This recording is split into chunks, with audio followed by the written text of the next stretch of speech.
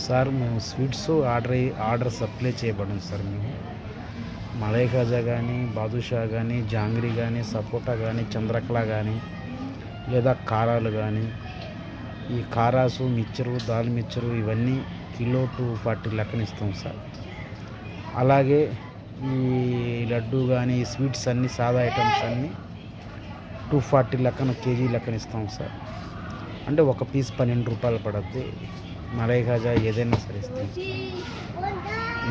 ఇంకొకటి ఏంటంటే మేము మీ ఇంటికే వచ్చి ఆర్డర్ సప్లై చేయలేము సార్. మేము డైరెక్ట్గా మీరు సామాను తెచ్చుకుంటే మేమే వచ్చి ఐటమ్స్ చేస్తాం సార్. మేము